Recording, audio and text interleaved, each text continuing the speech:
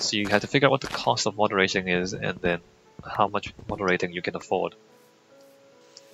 And it's even possible that, and let's say for example, in each server, let's say for every 100 people who plays on a server, maybe 5 of them are willing to pay money. And so the 5 people are willing to pay like maybe $10 a month. So if you have 100 people on your server, which is a huge server in Minecraft, 100 people on your server, you get $50 a month. And $50 a month is not enough for you to hire an actual moderator. Like it's not enough compensation to pay for the hours. So even that's not enough. So let's say you have 1,000 people on your server, and so then you can get maybe $500 a month. Then you can hire a part-time moderator. But that part-time, that's like you hire one part-time moderator, $500 a month. That's not a lot of money. That's very little money. It's like less than minimum wage. So that moderator has to have a second job on the side. But that one moderator then, like if those are the numbers, then that moderator has to moderate a server with 1,000 active users. And then the question you ask is, are the tools enough for one moderator to successfully moderate a server with 1,000 regular players? And if the answer is no, then you just can't afford a well-moderated server, you know what I mean? So it's like the amount of people affects the amount of people who are willing to pay. The amount of people willing to pay affects how much money you can get. How much money you can get affects how much money you can pay the moderator. Did I say that already? How much money you pay the moderator determines how much moderating, how many hours of labor you can get out of them. And then the number of the hours of labor multiplied by the effectiveness of that labor, which is determined by the efficiency of the tools, determines how good the quality of the moderation is. And then the quality of the moderation determines how many people are going to play on your server, because if your moderator can't keep up with the griefing, no one's going to play on your server. It's like zero. So all of this math kind of comes back together, and you have to find a balance. Like the equation, you have to kind of get the equation right, and the numbers have to add up in a way that allows you to pay for the server. And it all comes back to like the key is how efficient the moderation tools are, because everything else is kind of fixed, right?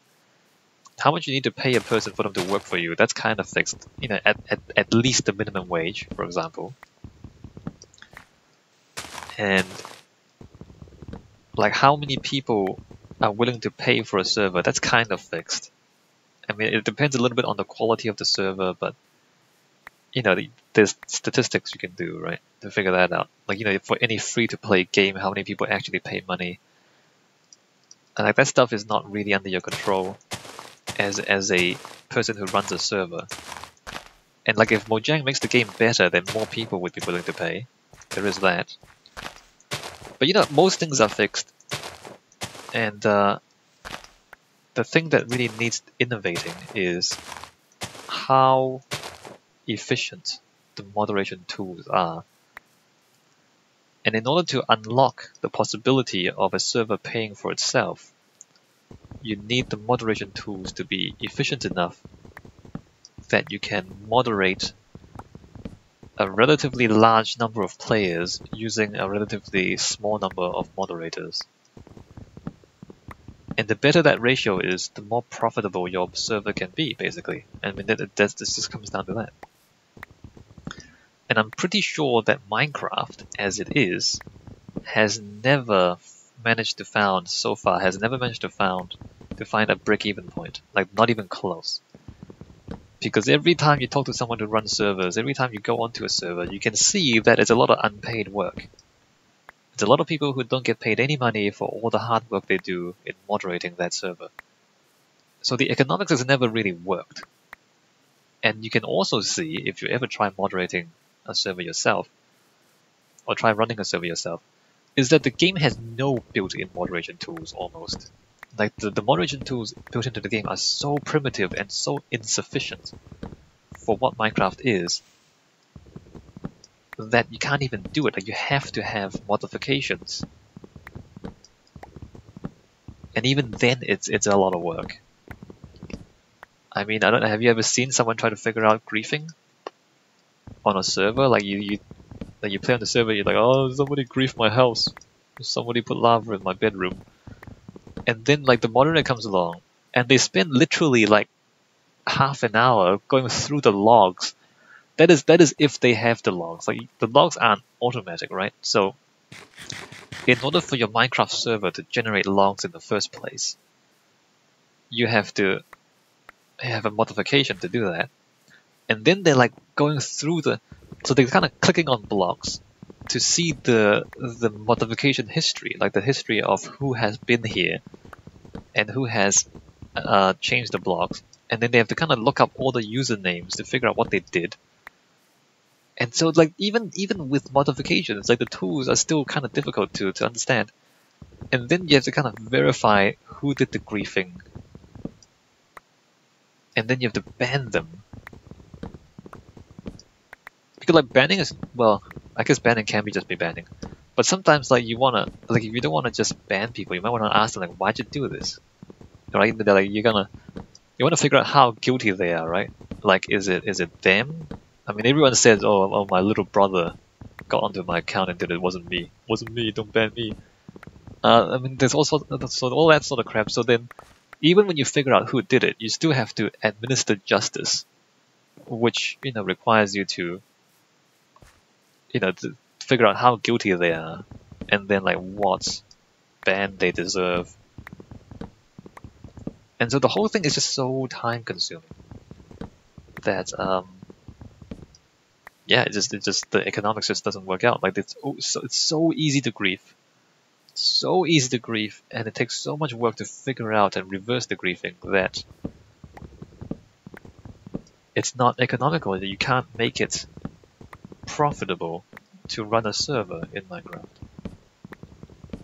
And that's the whole problem. And that's why there are so few good servers in Minecraft.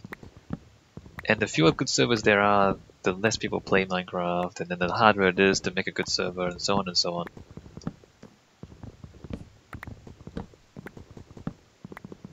And that's not the case with a lot of other games. A lot of other games, players don't even run the servers.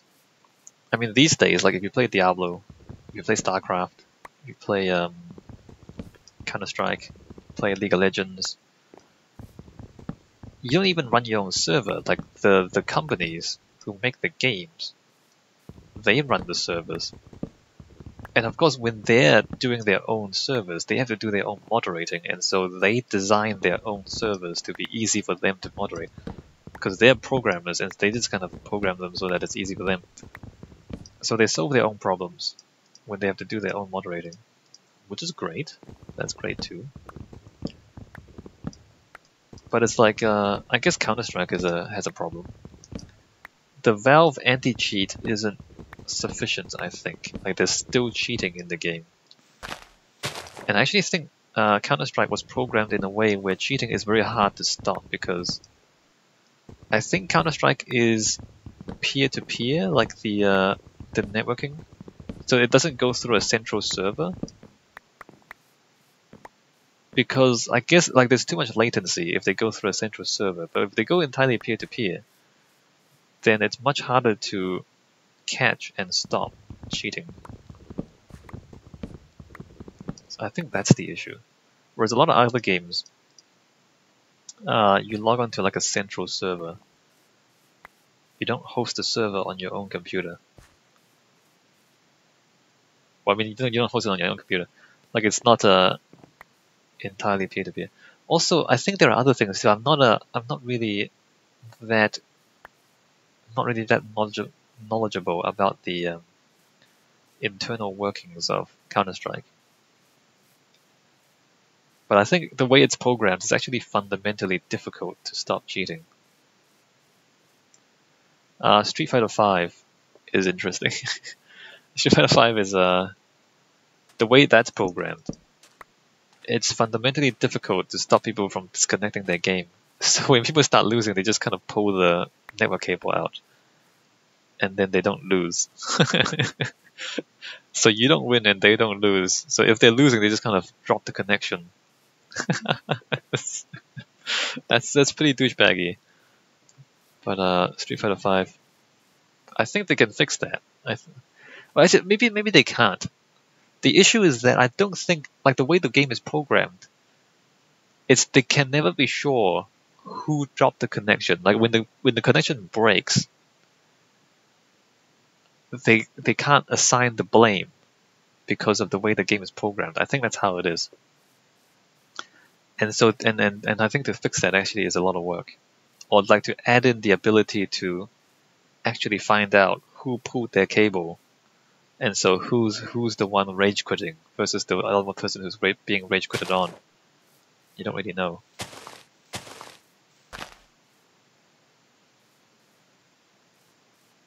Anyway, but even if somebody rage quits on you in Street Fighter, it's nowhere near as bad as griefing in Minecraft, right? Griefing is bad in Minecraft because it's long-term permanent consequences. Like if somebody rage quits on you in the Street Fighter, what do? Just play another game, right? Just play another game. It's not that big of a deal. I mean, it sucks, but there's no permanent consequences.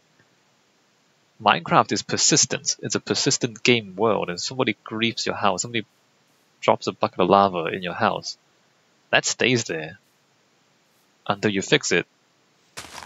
And like your house burns down, that's gone. Like your house is gone, right?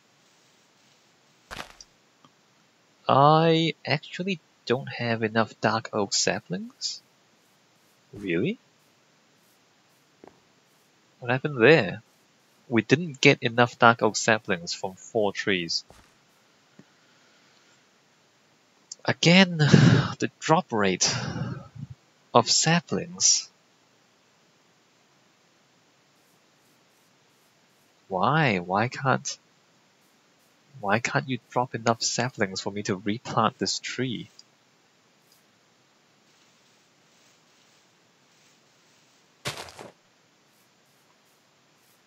You know what? I don't think anyone at Mojang ever replants trees. Because, and all the evidence points in the same direction, right? In their game, they ask you how many minutes have you played. Minutes played. If you're counting your game in terms of minutes played, you're not replanting your saplings, right? Right? So I don't think they even consider this stuff. Like the fact that the jungle trees don't drop enough saplings, I don't think it doesn't even occur to them that that could be a problem, because they don't replant their saplings, the people at Mojang. If they replanted the saplings, they wouldn't count their game in terms of minutes played.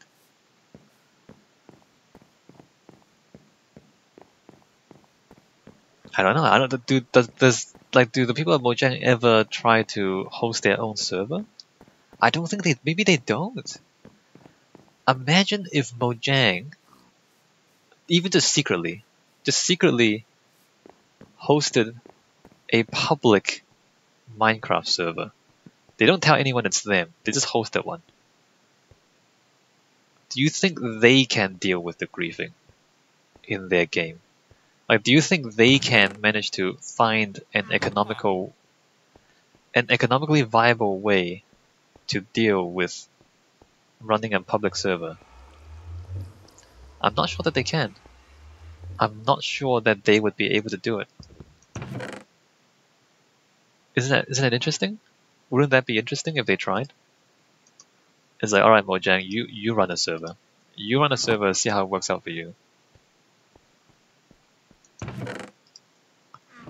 Wouldn't that be interesting though?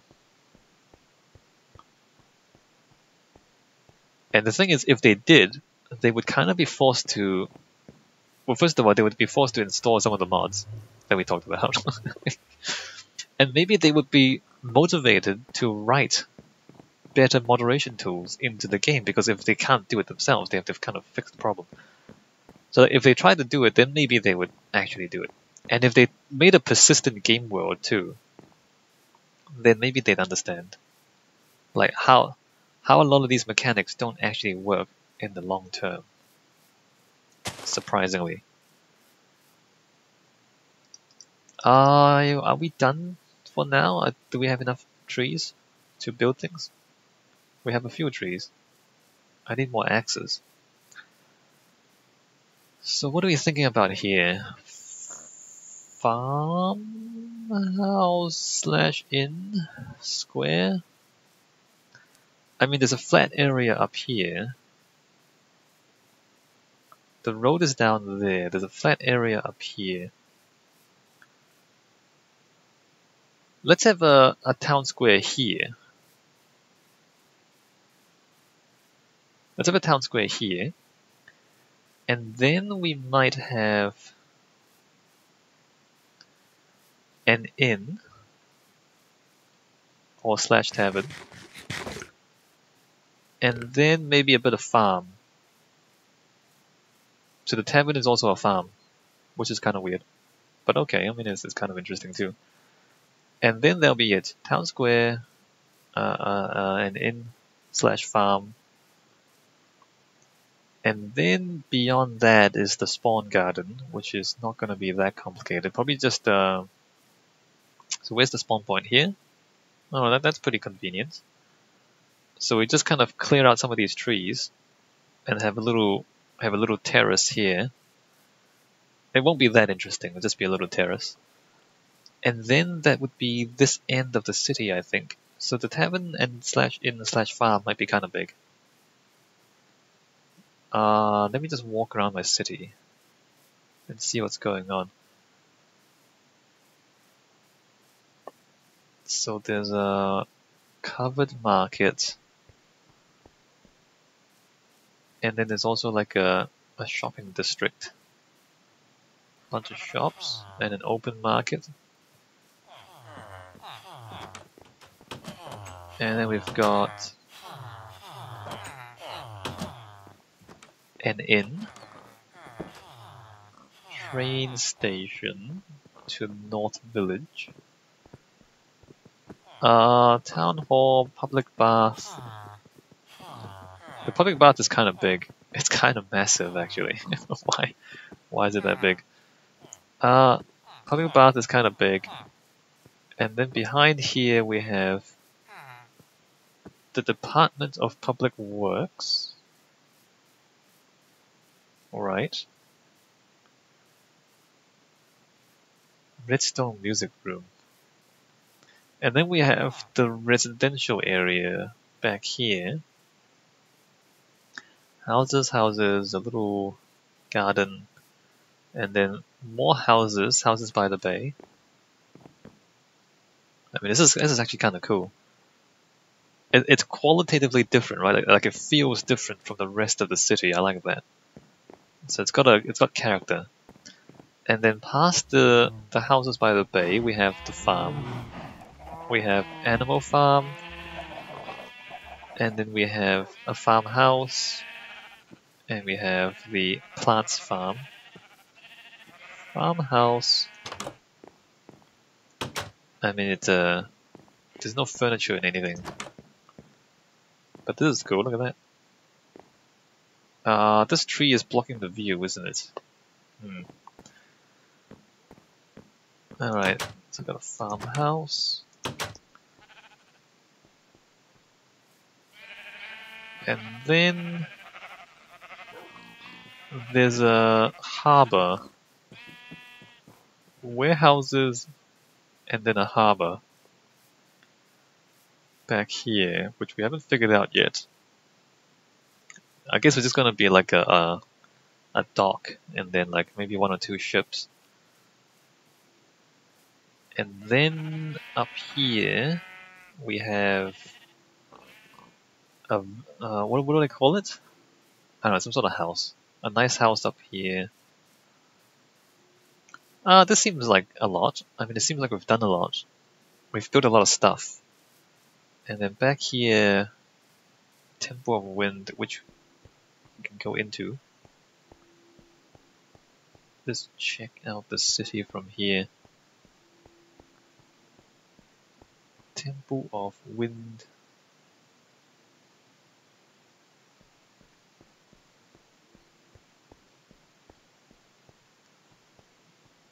And then that'll be it, I think. And that's the whole thing. And roads. Of course we have to build roads.